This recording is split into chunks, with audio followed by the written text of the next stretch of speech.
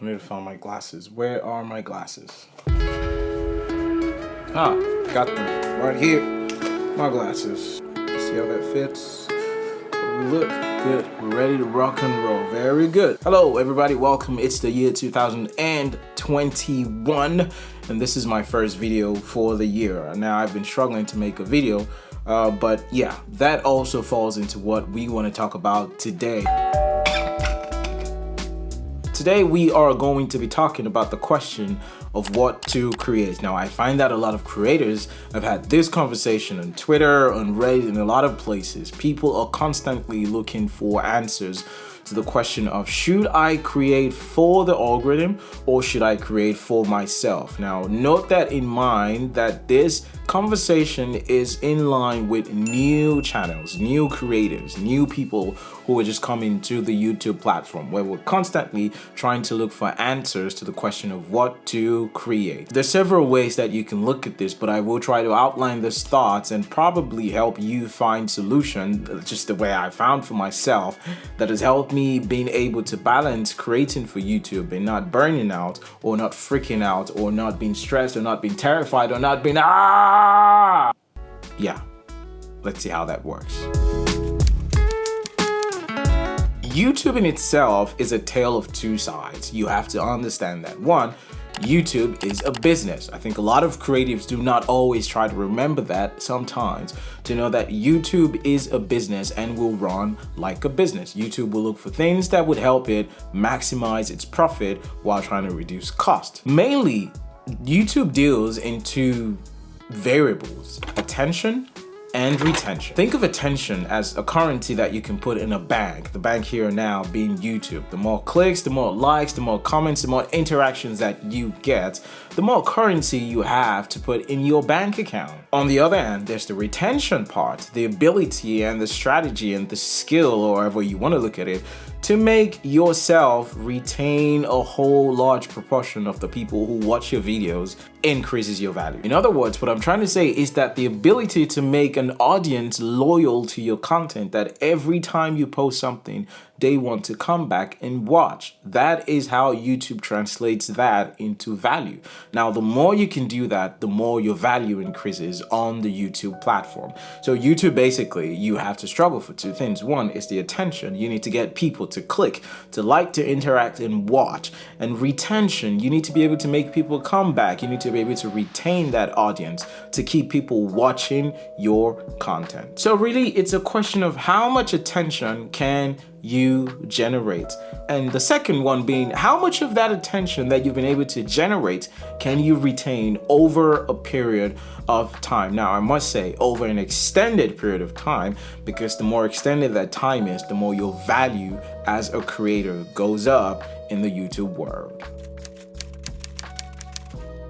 Now, it is imperative to know that as a new creator, because one, there are no small creators. Shout out to Cody Wanna for sponsoring that movement. No small creators. Even though there are no small YouTube creators, there are inexperienced and experienced ones. Now, the difference between the two of them is time and strategy. Knowing exactly how to navigate, utilize, and strategize your YouTube channel to be able to get the best results is the difference between a new creator and an experienced creator. Being able to get to a point where your YouTube channel is optimized takes time, which is why if you look at all the seasoned creators or your favorite creators on the YouTube platform, one thing they all have in common is time, years of input. They have spent countless hours and countless uploads trying to perfect and strategize and fully maximize their YouTube channel. Although I must say that every once in 2,000 years, there is an anomaly of where a creator suddenly blows up on YouTube. That happens to about 0.01% of the whole population. To suddenly blow up on YouTube, that does not happen to majority of the people. Now, I'm not saying that it's impossible. I'm just saying that it doesn't happen to majority of the people. The numbers in favor of that are low compared to the number of people who have actually spent time perfecting their channel. My point here is to take your time. Understand that growing a YouTube channel takes time. Creating for YouTube takes time. Learn from the creators that inspire you. Practice, film, edit, post, succeed, fail, and take all the lessons from that process to perfect your channel. Do not grow your channel just in terms of currency, rather plan to grow in value. Give your channel time.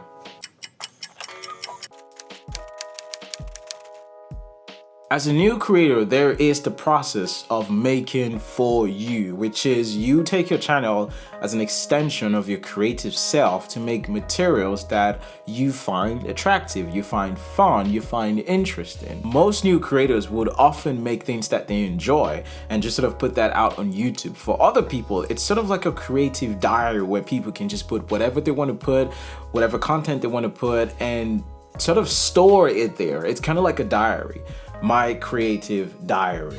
There are pros and there are cons to this. Creating should be fun and inspirational, which is what every filmmaker should aspire to want to be. You want to enjoy the films that you're making. Now, the complexity of YouTube as a platform sort of makes that tricky. In most cases, we enjoy this type of content. We enjoy making things like this because to us, these things have a meaning. They have a significance to our person as an extension of ourselves. But soon enough, we start to realize that this method and this strategy of creating for you, for me as a creator, does not necessarily fits the business model of the YouTube algorithm. And that's where the challenge is. Which now sort of brings us to the biggest question.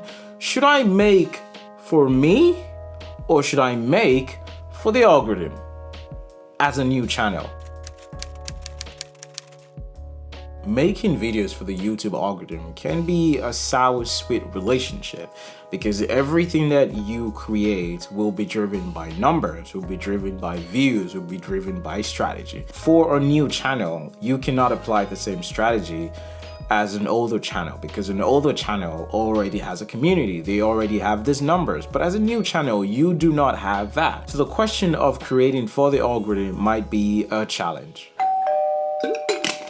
Your creative direction will be very much influenced by numbers and datas and this, and there's nothing wrong with that.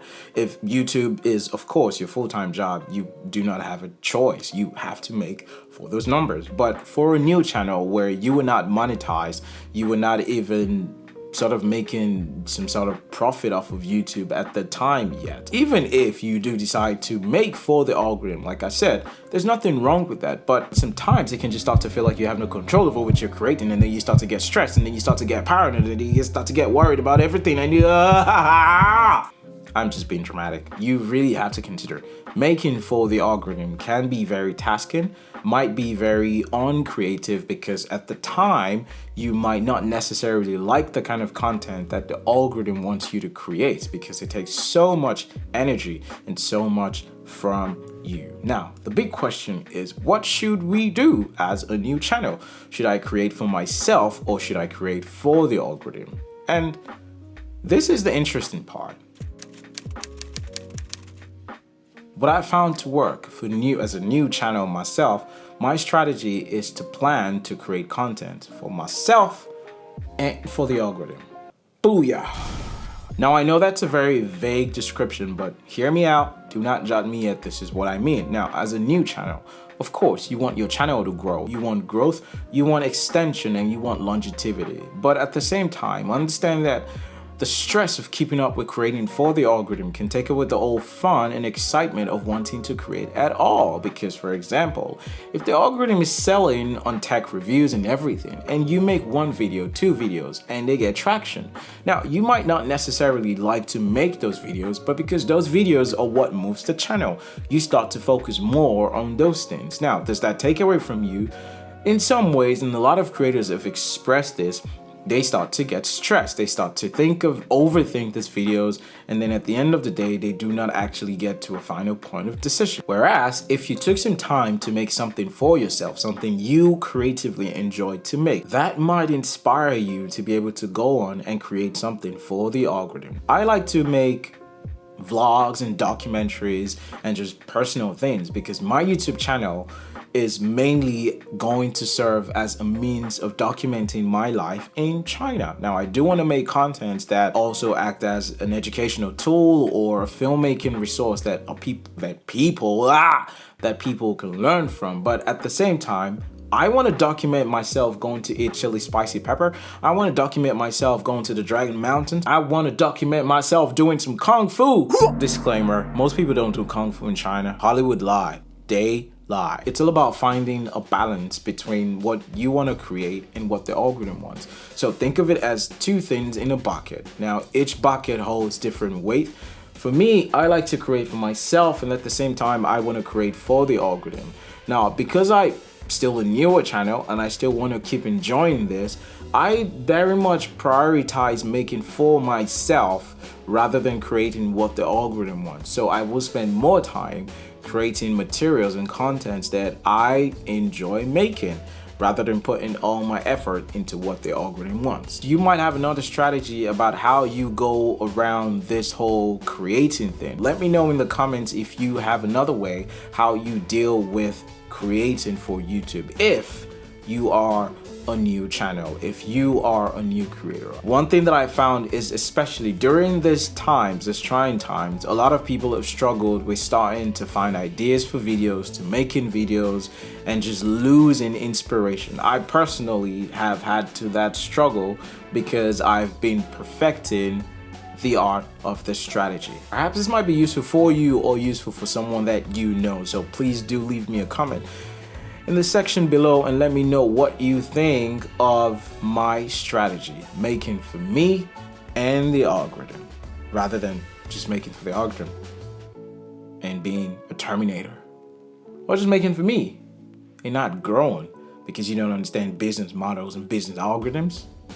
How about we combine both of them and you can get an air fryer from Patrick Tomaso. Have an amazing new year. Have an amazing 2021. I look forward to seeing what you create. And remember, everything will be perfectly balanced.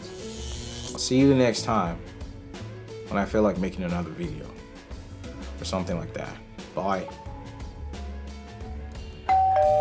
Now, I will probably sound like I have a harsh meatball in my throat, and that's because I have a cold. It's not COVID, it's just a cold, the common cold. Hold on. It's the time of the year.